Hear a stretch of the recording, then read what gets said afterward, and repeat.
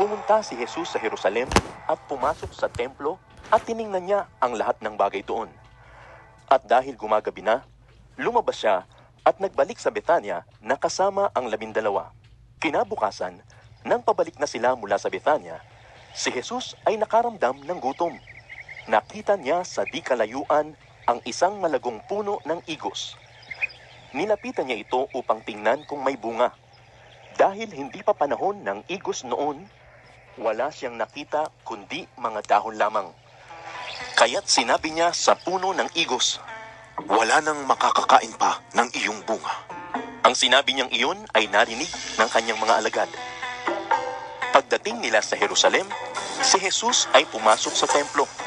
Ipinagtabuyan niya ang mga nagbebenta at namimili roon.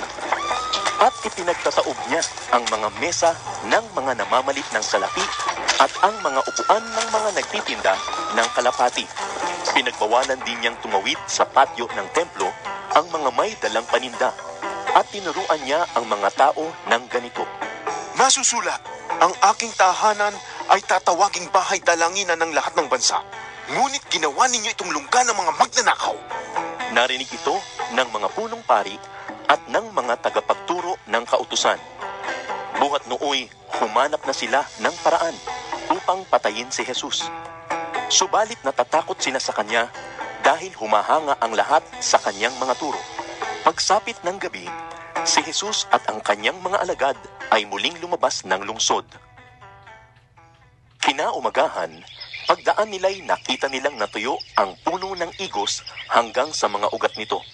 Naalala ni Pedro ang nangyari dito, kaya't kanyang sinabi kay Jesus, Guro, tingnan ninyo, patay na ang puno ng igos na isinumpa ninyo.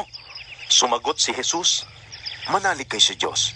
Tandaan ninyo ito, kung kayo'y nananampalataya sa Diyos at hindi kayo nag-aalinlangan, maaari ninyong sabihin sa bundok na ito, umalis ka riyan at tumalon ka sa dagat. At ito nga ay mangyayari.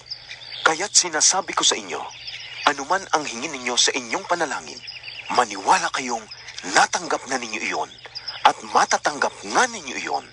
Kapag kayo'y tumayo upang manalangin, patawarin muna ninyo ang nagkasala sa inyo upang ang inyong mga kasalanan ay patawarin din ng inyong Ama na nasa langit. Ngunit kung hindi kayo magpapatawad, hindi rin naman kayo patatawarin ng inyong Ama na nasa langit.